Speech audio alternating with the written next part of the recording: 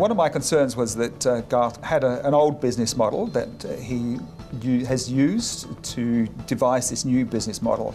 And now the people coming through who I select are always looking for profit share and equity. And the real movers and shakers know about this. They know about commission is one thing, bonus is another thing, but they know they want skin in the game if they're going to really drive your business. Is Garth willing to give them skin in the game? And is the business model profitable enough again? You know, going back to that, is the scalability one thing, but is it going to actually generate more profits at the end of the day, net profits? I was also just thinking, could he not derive income an upsell or a cross-sell?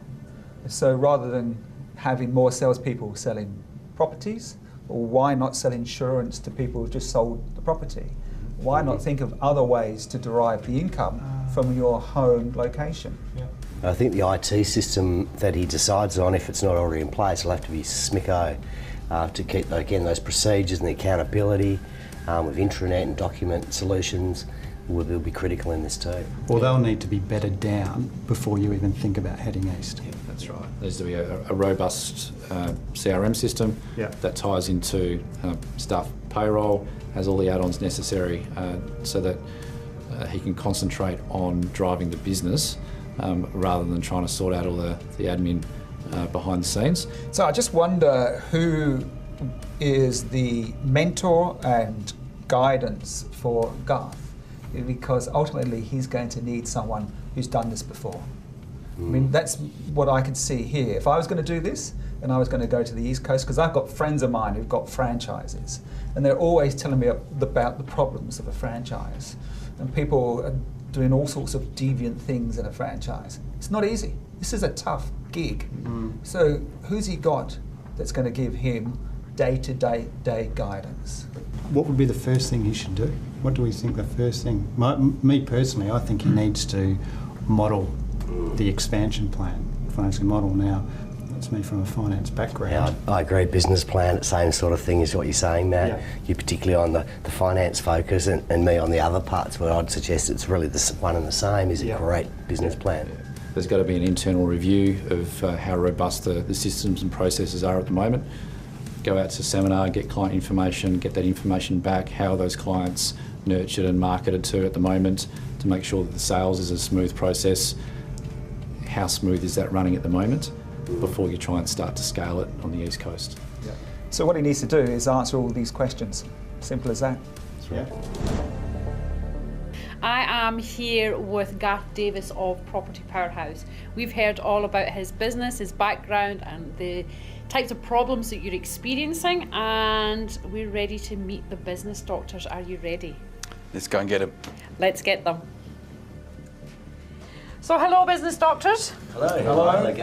Good afternoon, gentlemen. Doctors. Good to see you all again. Meet Garth Davis of Property Powerhouse. He's very excited to hear all your tips, hints and advice. Good luck. Thank you. Welcome. Thank you, doctors. Welcome. Okay, Garth. Now, you know that I work with a number of companies that are very similar to what you do, so I'm interested in your business model, and I'm also interested in your goals. What are the goals for the next 12, 24 and 3-year periods? The goals are pretty clear for the next 12 months, and that is to have our teams up and operating out of Sydney and Melbourne. Those will definitely be happening, followed then by Brisbane and Gold Coast, and it could be other cities thereafter. Do you have a good handle on your profit and loss, your P&L? Do you know how profitable your company is?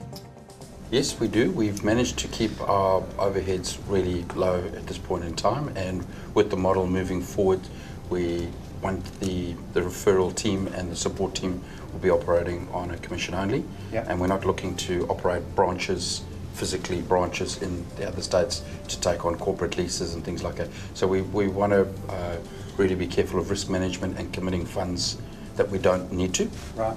We believe that we can, if we get the right people and we have the right systems, they can work remotely from home or maybe from a small business centre or something. We don't need to have big fancy offices. So can I just summarise the data I've got from you already?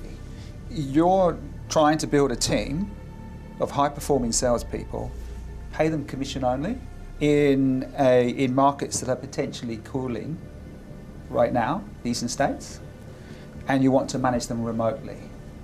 Is that the picture that you're promoting to us? To build a culture, to build a reputation, to build a brand, it's going to take time. Is there ever a right time to put a foot in the market?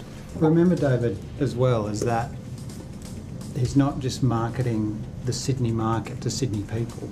So we've already seen his portfolio here, and you're marketing the Australian market to Perth people, and I'm assuming you'll be marketing the Australian market to Sydney people. And your point about the high equity in the Sydney market is a really good exactly. point. So the market might be coming off, but there's the clientele might be there.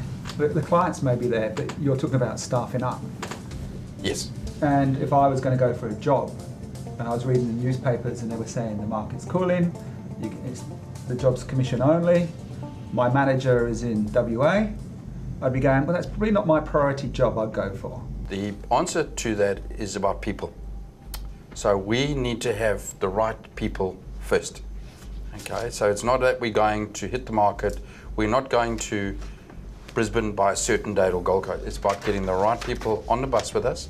We want to make sure that we are ready and receptive so that if somebody pops up in a market, if we've got a good match, we want to be ready to take them. And I see that as a key difference, because if you've got somebody in the Sydney market obviously sitting on a fair bit of equity, like you say, the properties have doubled in the last 6 years, and they want to use that equity for some smart investments around the country, they're still going to be wanting to speak to a local expert or a local property expert to give them some guidance as to what the right sort of asset is to buy around the various states.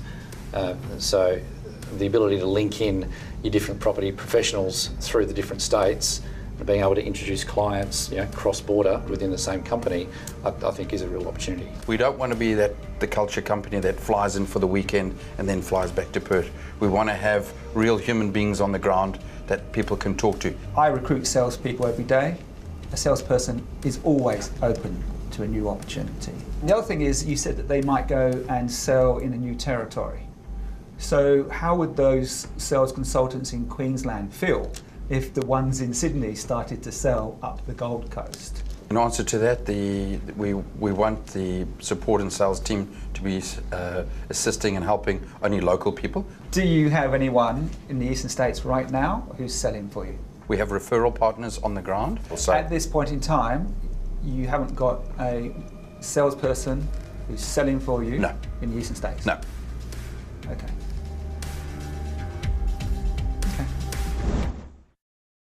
So, business doctors, you've been busy dissecting the problems and solutions for Garth's business. Have you guys come to some sort of agreement? You've got some recommendations that you'd like to make for Garth? Yes. We do. You're all agreed? Yes. We're all agreed. Yes. Or do you guys want to share your insights, your wisdom? Do you want to just one at a time? Sure. Michael. So, Garth, one of the things that you mentioned is you're very confident in your processes, your sales onboarding process at the moment. What I think would be of real benefit is to actually have an audit of your CRM, the processes, and your onboarding process, both for your salespeople and your clients, to make sure that that's as robust as you believe it is, because once it's on the East Coast, you'll have less of a control of that. Pretty solid advice there. Do you take it on? Yeah, I do. Garth, look, your passion is contagious, but as a finance professional, we take passion out of it, and we we basically would like you to stress test your financial models. Just make sure you push them to the nth degree. Make sure that you're still comfortable with them and that they will allow for your growth. Solid advice. And we're trying to build the dream here, not shatter the dream, guys, but it's sound It's very good. advice. It's very good. Yep.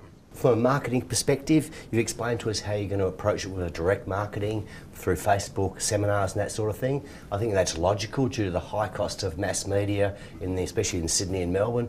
But the only risk is that you're not really building a brand without that mass media, but then that can come in subsequent years. So My recommendations, do what these two guys have said.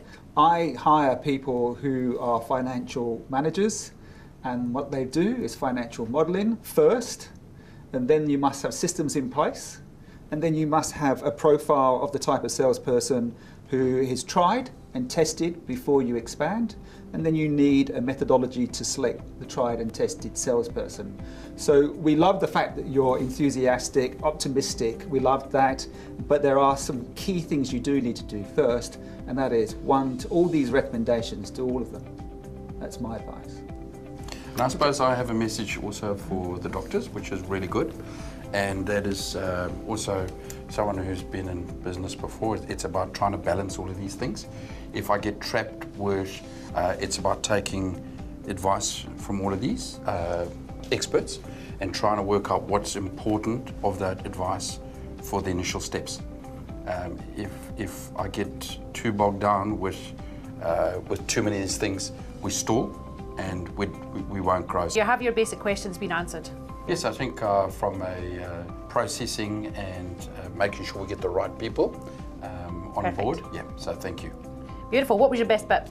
Best bit, top tip, best piece of advice? I just think or ticking off. I just think the diversity of the individuals and the experts. So we've got marketing, we've got finance, we've got someone who's in the finance industry, and we've got a people person that's dealing with people and dealing with trying to put A plus B, but A and B together every day. That's why we love you, Garth. You love all people equally. There we go. Right? You've all got equal love. But thanks very much for your input today. Like, it's been really sound advice. The conversation points that we've seen and we've heard today have been outstanding. Garth has got a lot of insights. Again, you get a lot of insights just through the questioning. It doesn't have to be the answers or the solutions. But thank you very much to the business doctors. Thanks to Garth. Hope that you are going to take all this on board. So thank you very much for watching the Local Business Doctor series. Join us in the next episode where we dissect one more local business here in Perth.